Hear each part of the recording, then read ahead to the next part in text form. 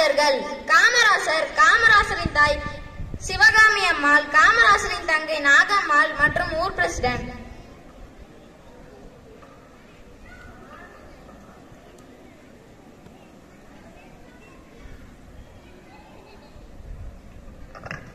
மா மா அண்ணன் வந்திருக்காங்களா? நான் போய் சீக்கிரம் சமைக்கிறேம்மா. என்னையா அண்ணன் வந்திருக்காங்களா? நான் போய் சீக்கிரம் சமைக்கிறேம்மா. போ போ சீக்கிரம் சம. என் ராசா வந்துட்டாங்களா? ஆயா நல்லா இருக்கியாமா?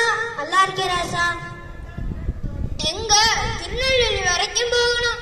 அப்படியா? அப்படியே போற வழியில உன்னை பார்த்துட்டு போகலான்னு வந்தேன்.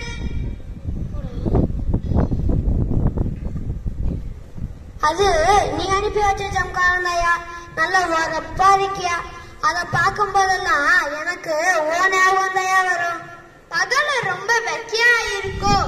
நான் போனதும் ஃபேன் அனுப்பி வைக்கிறேன். ஆனா அது கரண்ட் சுவிட்ச் போடும்போது ஜாக்கிரதையா இருக்கணும். ஃபேன் எல்லாம் எனக்கு எதுக்கியா? முடிஞ்சா அனுப்பி வையா. அங்க உனக்கு தேவைப்பட்டுச்சுன்னா நீயே வச்சுக்கோயா. ஏயா இன்னைக்கு நீ சாப்பிட்டு தான் போகணும். இல்லம்மா நான் புறப்படுறேன். என்னையா இது?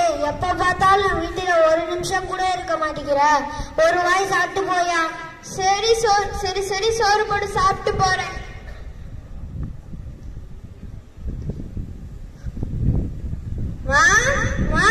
என்னையா? இங்க வா. என்ன பைப்பு புதுசா இருக்கு? பஞ்சாயத்து போர்டுல இருந்து பணம் கட்டி இழுத்தியா? இல்லையா, யாரோ 4 ஆபீசர்கள் வந்தாங்க, பார்த்தாங்க, பைப் இல்லன்னு இதை போட்டுட்டு போயிட்டாங்கயா. தாயி, வெளியில பஞ்சாயத்து போர்டு ஆபீசர் இருக்கார், நான் கூப்பிட்டேன்னு வர சொல்லு. மா, நீ யார்ட்டாச்சும் எங்க வீட்டுல பைப்பு போடணும்னு சொன்னியா? இல்லையா, நான் யாருக்கிட்டையும் சொல்லல. நீ மந்திரி ஆனதும் அவங்களாவே வந்து இத போட்டுட்டு போயிட்டாங்கயா. ஐயா வணக்கம், கூப்பிட்டீங்களா? இந்த பைப் கனெக்ஷன் என்ன உங்க ஏற்பாடா? அம்மா தெருக்குழாயில தண்ணி பிடிக்கிறத பார்த்தேன் ஐயா, அதான். எங்க அம்மா மட்டுமா? எத்தனை பேர் தெருக்குழாயில தண்ணி பிடிக்கிறாங்க. அத்தனை பேத்துக்கு நீங்க ஓசி பைப் போட்டு கொடுத்துருவீங்களா?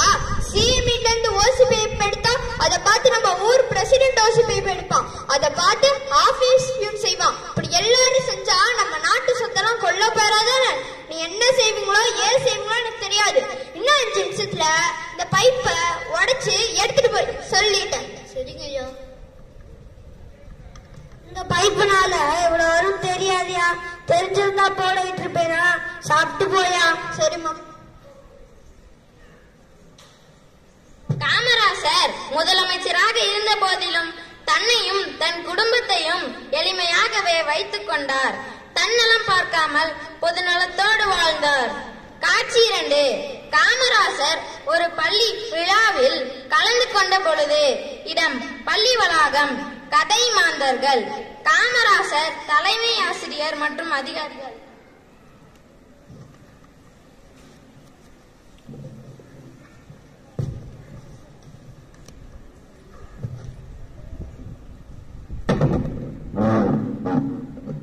என்ன மாணவர் எண்ணிக்கை குறைவாக இருக்கிறது. நமது முதல் குறிக்கோள் நாட்டுல வறுமையை ஒழிக்கணும், அறியாமைய போக்கணும். ஒரு நாட்டுல பாதி ஜனம் படிப்பறிவு இல்லாம இருந்தாங்கன்னா நாடு எப்படி உழுப்பதுன்ற. அதுக்காக தான் நாடு முழுக்க 50,000 பள்ளிக்கூடம் திறக்கணும்னு திட்டம் போட்டிருக்கோம். சின்ன பிள்ளைங்க நீங்க எவ்வளவு தூரம் நடப்பீங்க? 10 பள்ளம் நடப்பீங்க. கஷ்டப்பட்டு 15 பள்ளம் நடப்பீங்க. அதுக்கு மேல உங்களை அதிக தூரம் நடக்க விட்டா களைப்புல தூங்கிட மாட்டீங்க. அப்புறம் எப்படி படிப்பீங்கன்ற. அதுக்காக தான் 1 மைலுக்கு ஒரு ஆரம்ப பள்ளி, 3 மைலுக்கு ஒரு இடைநிலை பள்ளி, 5 மைலுக்கு ஒரு உயர்நிலை பள்ளி திறக்கணும்னு திட்டம் வகுத்திருக்கோம். முடியும், நம்மளால முடியும். ஒவ்வொரு கிராமத்திலையும் இந்த திட்டத்தை செயல்படுத்தணும். நன்றி. இப்பொழுது தேசிய கீதம் பாடுவோம்.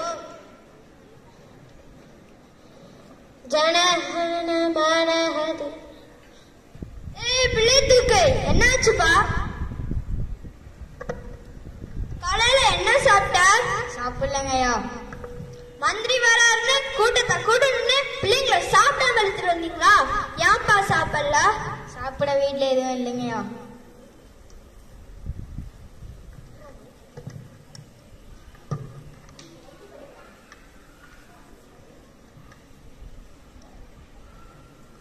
மிகுந்த கவலையுடன் காமராசர் ஐயா அலுவலகம் புறப்படுகிறார். இந்நிகழ்வு காமராசர் ஐயா அவர்கள் பள்ளி குழந்தைகளின் பசியை போக்குவதற்கு மதிய உணவு திட்டத்தை கொண்டு வர அடித்தளமிட்டது. காட்சி 3. காமராசர் அமைச்சரவை கூட்டத்தில் கலந்துரையாடிய பொழுது. இடம் அலுவலகம். கதை மாந்தர்கள் காமராசர், நிதியமைச்சர் மற்றும் அதிகாரிகள்.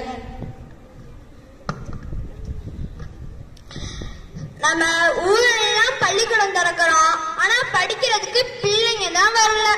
ஏழை பிள்ளைங்க பசி வேற என்ன செய்வாங்க? கல் உடைக்கன்னு மாடு மேய்க்கன்னு போயிடுறாங்க. எனக்கு ஒரு யோசனை தோணுச்சு. பிள்ளைங்களுக்கு பள்ளிக்கூடத்துல மதியம் சோறு போட்டா பிள்ளைங்க வரது அதிகமாகும் இல்லையா? என்ன சொல்றீங்க? ஆமாங்கய்யா. இந்த யோசனையை தான் வடிவேல் சார்ட்ட சொல்லி ஒரு திட்டம் தயார் பண்ண சொன்னேன். தயார் பண்ணிட்டீங்களா? ரெடியா இருக்குங்கய்யா. பள்ளிக்கூடத்துல ஒரு பிள்ளைக்கு சோறு போட என்ன செலவாகுன்ற? ஒரு குழந்தைக்கு 1 நாள் செலவாகும் ஐயா. வருஷத்துல எத்தனை நாள் சோறு போட்டுட்டு இருக்கோம்? 210 நாள் ஐயா. அப்ப வருஷத்துல ஒரு குழந்தைக்கு 19 இருந்து 20 ரூபா ஆகும்ல? ஆமாங்கய்யா.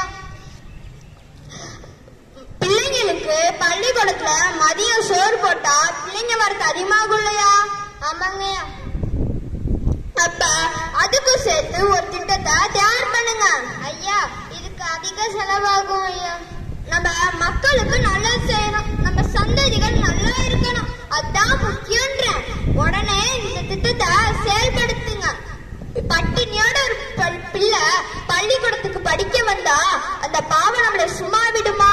இத பாருங்க, அரசுனால எவ்வளவு காலம் முடியுமோ அவ்வளவு காலம் பிள்ளைங்களுக்கு சோறு போட்டு படிக்க வைக்கிறோம்.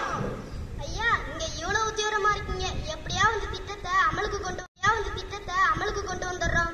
வடிவேல் சார், நிதியமைச்சர் சொல்லிட்டாரு, உடனே இந்த திட்டத்தை செயல்படுத்துங்க. சரிங்க ஐயா.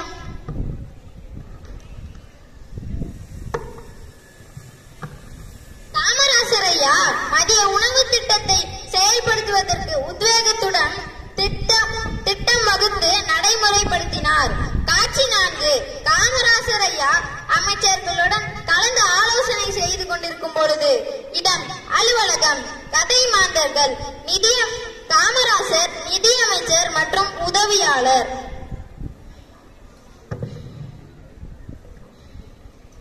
ஐயா வணக்கம். வணக்கம், சொல்லுங்க. ஐயா, அரசு கல்லூரியில உயர்கல்வி பெற மாணவர்கள் தேர்வு செய்யும் கோப்புகளை உங்களிடம் கொடுக்கலான்னு வந்துள்ளேன் ஐயா. இந்தாங்க ஐயா. நாளைக்கு வரட்டுமாங்க ஐயா? இருங்க, எங்க போறீங்க? மொத்தம் எத்தனை இடங்கள் தேர்வு பண்ணணும்? 10 இடங்கள் ஐயா. மொத்தம் எத்தனை கோப்புகள் உள்ளது? 100 கோப்புகள். எனக்கு தெரிஞ்ச ஆளா பார்த்து தேர்வு பண்ணுவாரோ. மொத்தம் எத்தனை இடங்கள் தேர்வு பண்ணணும்? 10 இடங்கள் ஐயா. இந்தாங்க, தேர்வு பண்ணிட்டேன். எப்படியா இவ்வளவு நேரத்துல எப்படியா பண்ணீங்க? யாருக்கு கொடுத்தீங்க? அதுவா, அப்படியே வரிசையா காத்துட்டு வந்தேன். அதுல அப்பா கையெழுக்கும் இடத்துல 10 பேர் கைரேகை வச்சிருந்தாங்க. படிக்காத அப்பா. அந்த குடும்பத்துலதான் கல்வின்ற அகல் வழக்க நம்ம ஏற்றி வைக்கிறோம். அந்த 10 பேத்துக்கு தான் அந்த 10 சீட். வாங்க போலாம்.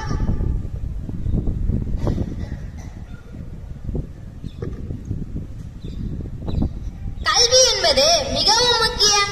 அது யாருக்கு கிடைக்க வேண்டும் என்பதை நன்கு அறிந்து செயல்பட்டவர் கல்வி கண் திறந்து வைத்த காமராசர் ஐயா. அவர் வழி நடப்போம், அவர் புகழ் போற்றுவோம்.